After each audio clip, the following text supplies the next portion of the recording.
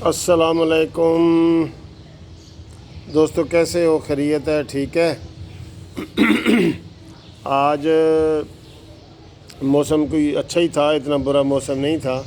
آئندہ 3-4 دن جو ہے نا وہ تھوڑی گرمی پڑے گی، لیکن اس کے بعد پھر مونسون کی ہوائیں جو ہے نا تیز چلنے لگیں گی۔ ابھی تو جو ہمارے سیاسی مونسون ہے وہ عروج پہ ہے، بجٹ کے حوالے سے باتیں ہو رہی ہیں، کرونا کے حوالے سے باتیں ہو رہی ہیں۔ تو دوستو، آپ کو بڑی حیرانگی ہوگی کہ یہ حکومت کی آپ کو کوئی سمجھ نہیں آئے گی کہ یہ کر کیا رہی ہے، کیا کرنا چاہتی ہے۔ ابھی تھوڑی دیر پہلے وہ جو منی فلاسفر ہے عمران خان کے بعد، ایک منی فلاسفر ہے اسد عمر، جس کو انہوں نے وہاں سے بھگایا تھا کہ آپ نے کیا معاشی پالیسیاں دی تھیں، اور پھر وہ روٹھا رہا 60 دن، اور اس کے بعد پھر اس نے آ کے عمران خان کے پاؤں پکڑ لیے۔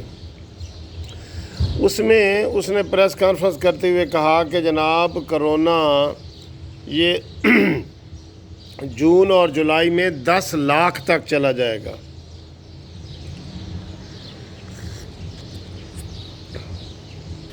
تو کیا ہمیں یہ صرف ڈرانے کے لیے آ کے پریس کانفرنس کرتے ہیں، یا ان کو کوئی پریس کانفرنس آئی ہوئی ہوتی ہے کہ جی پریس کانفرنس ضرور کرنی ہے اور یہ لوگوں کو ڈرانا ہے، دھمکانا ہے؟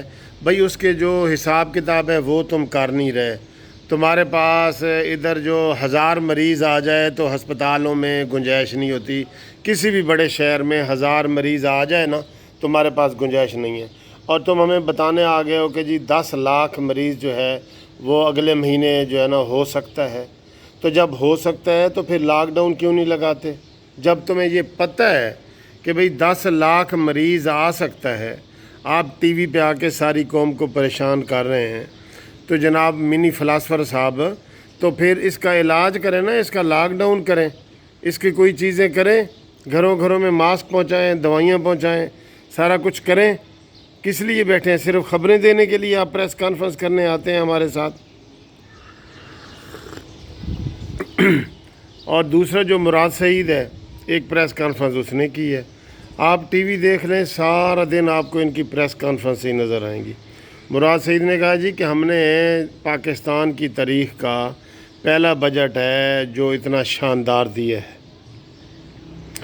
تو جبکہ وہ جو نفیسہ شاہ ہے سندھ کی، اس نے کہا جی کہ آپ مجھے کوئی بندہ بتا دے کہ کس طبقے کے لیے یہ فائدہ مند ہے بجٹ۔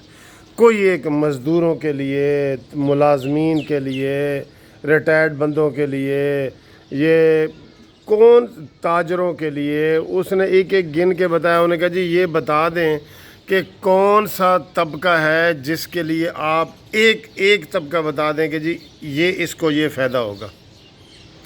آپ ادھر سے کہہ رہے ہیں ٹیکس فری بجٹ ہے، جبکہ کل ہی وہ بتا رہے تھے کہ یہ چونکہ اسلام آباد کا بجٹ آیا ہے تو وہاں پہ جو بھی 2 کنال کی کوٹھی جس کے پاس ہے اس کو 1 لاکھ روپے سے زیادہ جو ہے نا وہ ٹیکس آپ نے بڑھا دیا ہے۔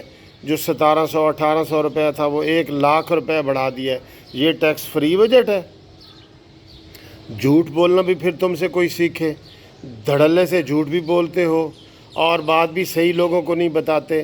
ادھر سے کہتے ہو لاک ڈاؤن نہیں لگانا، ادھر سے کہتے ہو جی 10 لاکھ مریض آ رہے ہیں۔ تو یہ آپ نے ذہنی مریض ہی بنا دی ہے ہم سب کو یہ باتیں سنا کے۔ کوئی بجٹ میں ایک چیز آپ نے نہیں رکھی جس کے لیے کوئی تعریف کی جائے کہ واقعی جناب یہ تعریف کے قابل چیز ہے۔ اتنے افسوس کی بات ہے، یقین کرو بندہ کئی دفعہ اتنا پریشان ہو جاتا ہے کہ یار یہ کس طرح کے منسٹر ہیں۔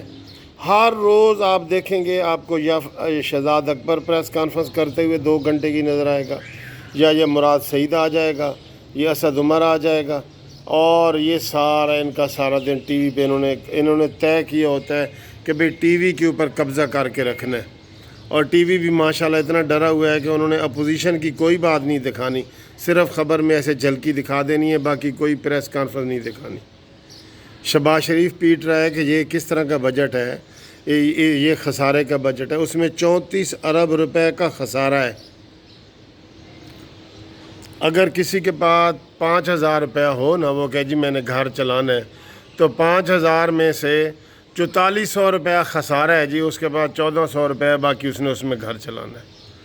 نہ کوئی انکم ہے نہ کچھ ہے، بٹھا بٹھاتے جا رہے ہیں، دن بدن پاکستان کا بٹھا بٹھاتے جا رہے ہیں۔ گاڑیوں کے شو روموں والے علیحدہ پریس کانفرنس کر رہے ہیں، تاجر علیحدہ پریس کانفرنس کر رہے ہیں، مزدور علیحدہ رو رہے ہیں، نہ انہوں نے کوئی منیمم میکسیمم کوئی تنخواہیں مقرر کی ہیں۔ کس چیز کا بجٹ ہے؟ بجٹ تو انہوں نے بالکل لگتا ہے کوئی تیاری کی ہی نہیں، پچھلے بجٹ کی لائنیں آگے پیچھے کر کے تو جناب وہ پیش کر دیا ہمارے سامنے۔ اب یہ جو اپوزیشن ہے وہ تجاویز دے گی، لیکن اس کی سنے گا کون سنے گا؟ یہ اسد عمر سنے گا یا مراد سعید ان کی آرام سے سنے گا؟ کوئی کسی کی بھی نہیں سنے گا۔ لہٰذا یہ جو آج پریس کانفرنس ہوئی ہے اسد عمر کی اور مراد سعید کی، اس نے بڑی پریشانی میں اضافہ کیا ہے ہر پاکستانی کی۔ اور آپ دیکھ لو، یہ خود کہہ رہے ہیں کہ 10 لاکھ مریض کرونا کے نئے اگلے مہینے میں آ رہے ہیں، تو پھر ہمیں آپ نے مرنے کے لیے چھوڑ دیا ہے، یہی کہیں گے نا۔ جب لاک ڈاؤن بھی نہیں ہے، 10 لاکھ مریض بھی آ رہے ہیں، تو یہ آپ کی اپنی باتوں میں اتنا بڑا تضاد، اس کو کیسے کس طرح، کیوں آپ ہمیں اتنا ڈرانے کی آ کے اطلاعیں کرتے ہیں؟ بہرحال اللہ ہی آپ کے اوپر کوئی رحم کرے، اور اللہ ہی انشاءاللہ کوئی رحم کرے گا ہمارے اوپر بھی۔